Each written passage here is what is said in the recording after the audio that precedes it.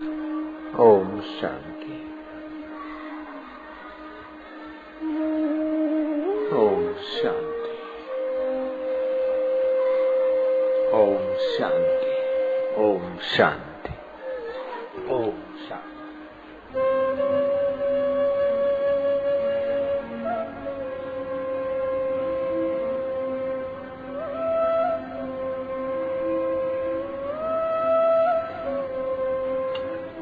भूख की तीव्रता, अंतर्मौन।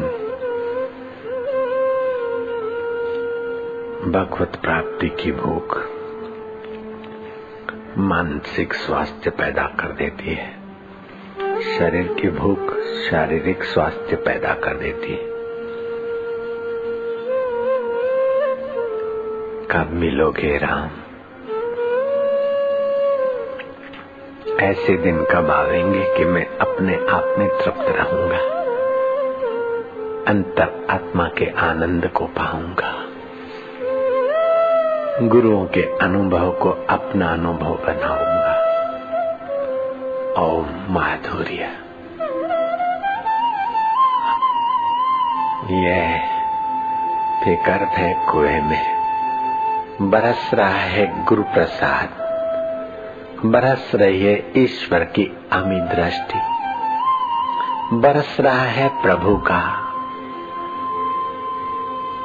माधुर्य। 5226 साल पहले शरद पूनम की रात को श्री कृष्ण की निगाहों के द्वारा अमृत बरसा था। अंतर आत्मा तृप्त हुआ था ग्वाल गोपियों का। वो पूनम की रात थी और ये पूनम का दिन है। वो वृंदावन था और ये तापी का तट है। आनंद है।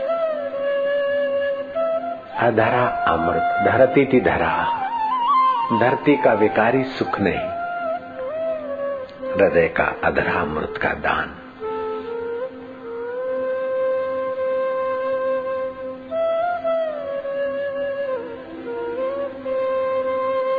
ध्यान करने की कोशिश नहीं, भगवान को पाने की कोशिश नहीं, उसके स्नेह में अपने को बह जाने दो।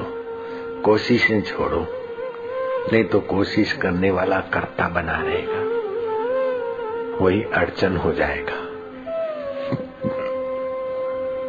तू तेरा और आंगन दे दे, मैं अमृत की वर्षा कर दूं। तू तेरा अहम दे दे, मैं मेरा रस भर दूं। प्रभु तेरी मर्जी पूर्ण हो करके बैठ जा।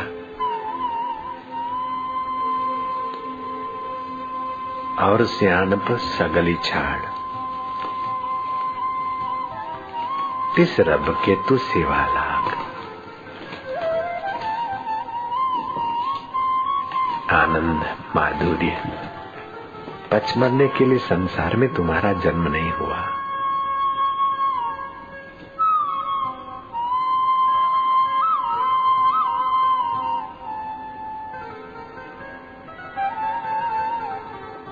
श्री कृष्ण कहते हैं स्वभाव विजय शौर्यम। अपनी हल्की वासनाओं पर विजय पाना ही शूरवीरता है। वासनाओं से लड़ना, विकारों से नहीं। असली सुख पालो तो नकली स्वभाव पर विजय। कृष्ण उद्धव से कहते हैं स्वभाव विजय शौर्यम। उत्तम में उत्तम कमाइए भगवान का ध्यान। उत्तम में उत्तम वाणी है सत्य और प्रिय। उत्तम में उत्तम है शरीर से परोपकार।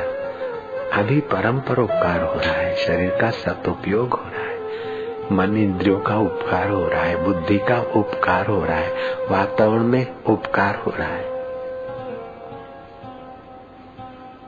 इससे बढ़कर और पुण्य लाभ क्या हो सकता है? मरने के बाद का वायदा नहीं, जीते जी भगवत रस। हजारों यज्ञ, हजारों व्रत, हजारों उपवास का फल एक तराजू के पल्लड़ में रखो और ये दूसरे में रखो तो ये भारी उतरेगा।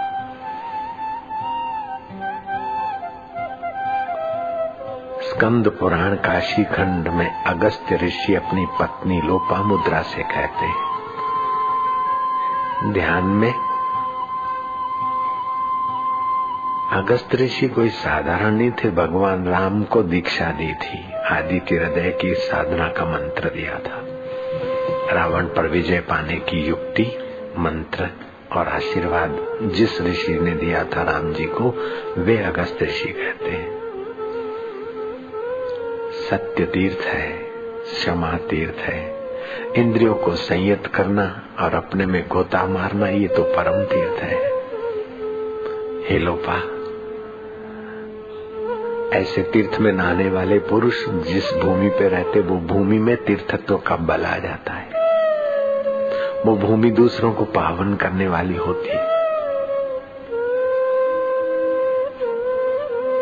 रोगी के कीटाणु रोगी चला जाता है, फिर भी वहां होते उसके तन मात्राएं। रोगी मर जाता है, 6 महीने के बाद भी उसके कमरे में टीबी के परमाणु होते हैं। जब रोगी के परमाणु 6-6 महीने तक रहते, तो जो निरोग नारायण से मिलता उसके परमाणु तो सैकड़ों वर्ष तक रहते हैं। और रोगी के परमाणु तो कहाँ वाले होते हैं, और योगी के परमाणु तो हरि रस से, हरि ज्ञान से, हरि माधुर्य से भरे होते हैं। जहाँ सच्चे योगी ने निवास किया, वो भूमि तीर्थ हो जाती है। वहाँ लोगों की मनोकामनाएं पूर्ण होने लगती है। सत्य तीर्थ, क्षमा तीर्थ, इंद्रिय संयम तीर्थ, दयालु स्वभाव भी तीर्थत्व है। सरलता तीर्थ है। दान देना भी तीर्थ है। मन को रोकना भी तीर्थ है। आत्मसंतुष्ट रहना भी तीर्थ है।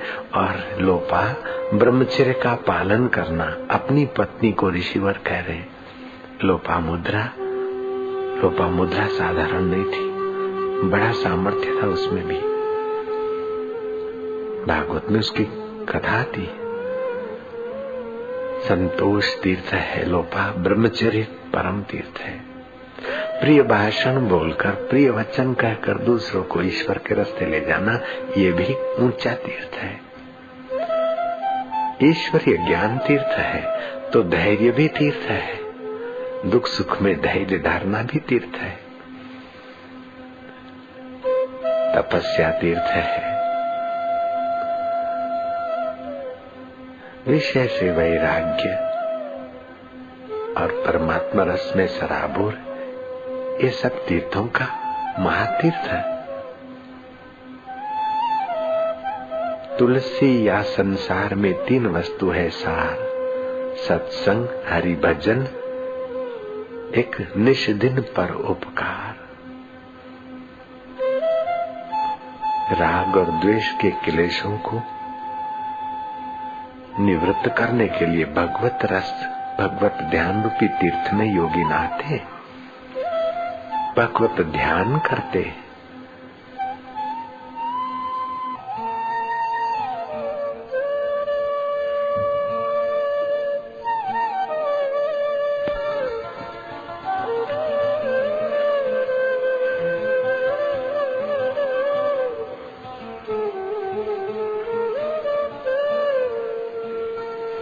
पीकर फेंक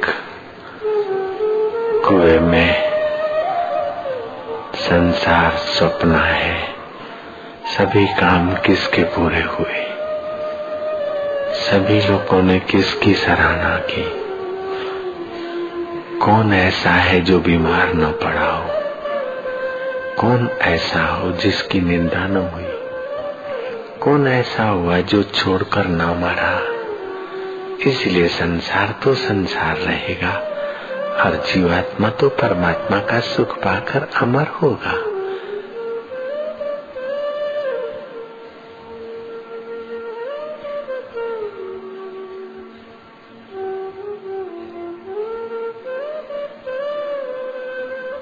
आनंद है,